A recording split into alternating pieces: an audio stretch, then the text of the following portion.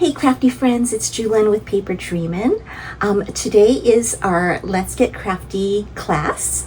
And today we are going to create a layout, and it's a layout that I found on YouTube that was created by Kelly Baxter Fitzgerald.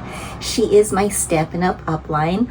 I love her creativity. I love her way of teaching us how to look at papers to not necessarily, like, if it's floral, doesn't have to be, you know, so feminine, but she used her layout for horses. So I'll link the layout, the video in the description of the layout. And so let's get creating. All right, so here is the layout. I did a screenshot from the video. That's what it looks like. I did prep my pieces, but we're gonna go through how to do it, like the measurements and everything. But let me show you the video that I was talking about. So this is Snips by Kelly with Kelly Baxter Fitzgerald, my Stampin' Up upline. And this is her video called Triangles. And see how she used this I think this one was called Lovely Blossom, and she added photos of her horses, and she talks about it through her whole video, and she really does talk about her process and gives us some tips and tricks, and just really teaches us. And you're talking to someone who has been scrapbooking for over 20 years, but you know, we can all learn from others. And that's what I want to continue, is that when I learn from someone such as Kelly, my upline, I want to make sure that I go ahead and teach others.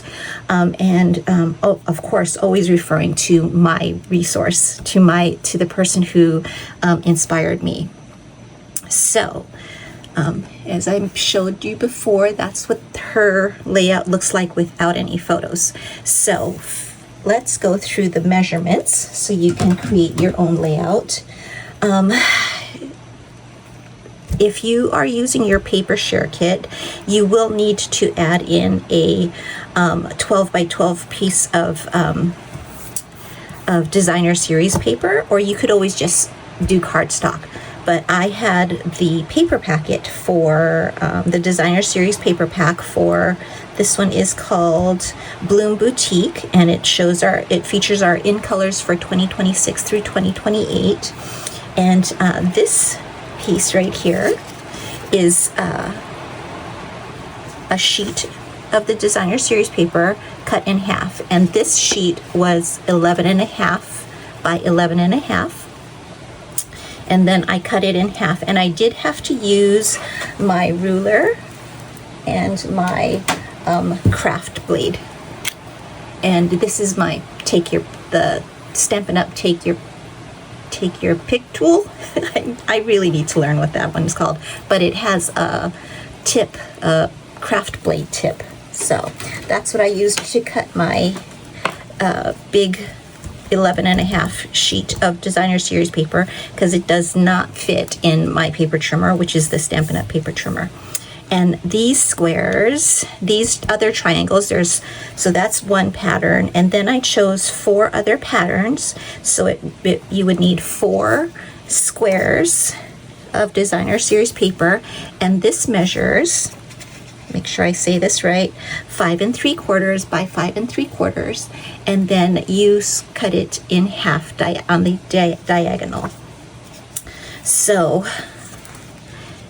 what I have chosen to do in regards to laying out my pattern papers is to I'm going to move this over so you guys can see them next to each other, and you'll understand what I did.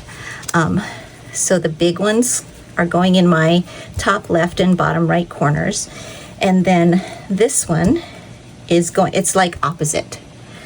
So if I was to turn this over, it's like I did the exact same layout twice, right? But I am turning it around so that I have the 2 big triangles on opposite ends, so that these 2 triangles are the same pattern, and these 2 are the same, these two are the same, and these two are the same. So that's how I've chosen to lay out my pattern. I'm gonna bring back Kelly's, and you can see she didn't necessarily do it that way. So you need to, so after you've chosen your designer series paper, and then cut them all to size and in half, in triangles like this, play around with the pattern placement to see what's pleasing to your eye. Okay, so now we can go ahead and assemble our layout, and I am going to start with one. I'm going to bring that in closer, and let's see if I can zoom in a little bit. There we go. That's good. Okay, so what I'm going to do is, because of the sizes of my my squares that I cut into triangles, I have this little border all the way around, and I want to make sure that I have that border showing. Okay, I'm going to bring in my craft sheet, and then I can go ahead and start laying out my pieces. So I like to use tape runners, and I have a whole selection of them. This one is my Mono Air permanent adhesive by Tombow. This was something that we carried over that I still had a lot of in my stash from close to my heart, and I really like this one. I'm trying to make sure I get all of my little corners here so they don't get pulled up.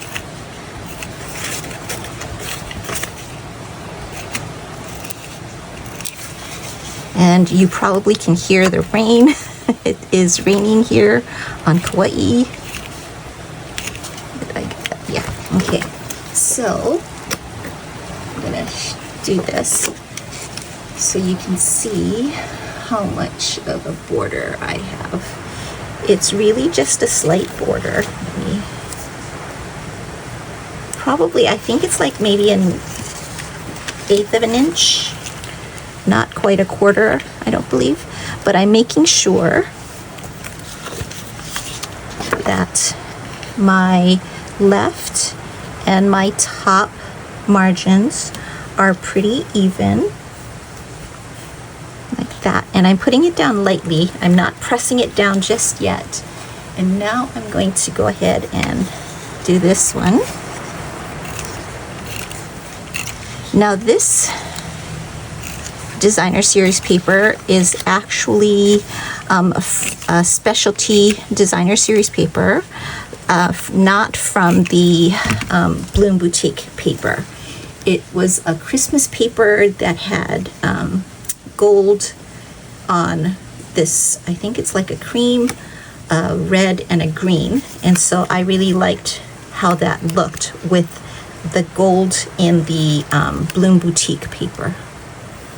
So I'm just adding that one there.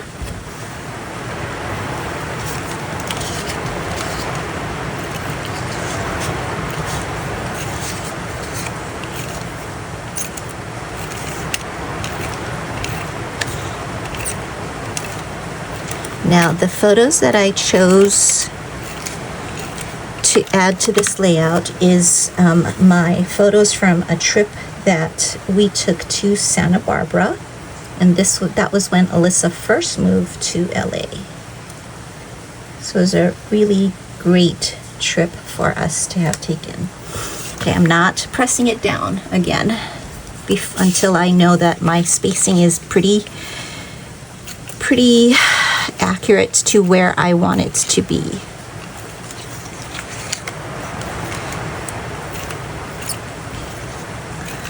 So I do have my silicone craft sheet underneath, and that's so that if any adhesive from my adhesive runner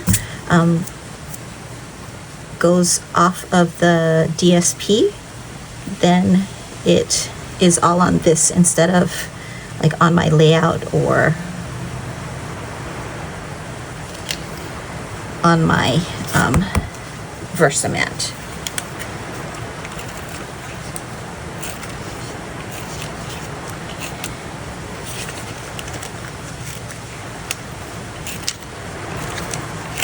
Okay, so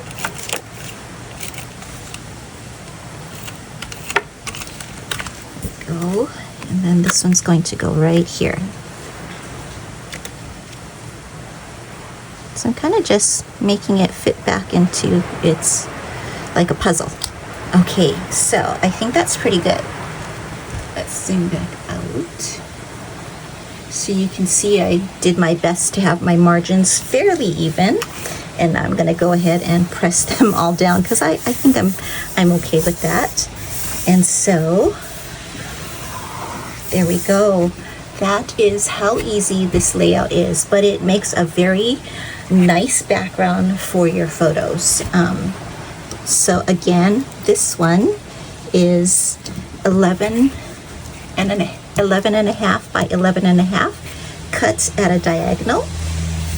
These are 4, you need 4 of them, 5 3/4 by 5 3/4, cut at a diagonal. Okay, I'm gonna go ahead and do the other layout off camera, and then I'll come back with my photos and how I wanna lay it out, and kind of give you some ideas on titles and things like that, okay? All right, so I was able to print some of my photos from Santa Barbara, but I was having some connection issues with my Canon selfie. So I will complete my layout, and hopefully I can share it on another video. But anyways, I hope you try this layout and you like it. I think this is a great way to use a lot of different pattern papers. And when you use a mat underneath your photo, and these are actually photo placeholders, and I trimmed my photos down to, so it's a 4x6. This is a 4x6 photo placeholder, and I trimmed my photo down to 5 3/4 by 3 3/4. I think that's it. Yeah. And so that's a great way to showcase your photos using photo mats. And I may even double mat this photo and this one. And then I still have to think of some layout ideas. So anyways, give this layout a try. If you have any question, in the comments below and in the description, I'll have the supply list of everything I used. And I think that's it. So happy crafting, friends. Bye.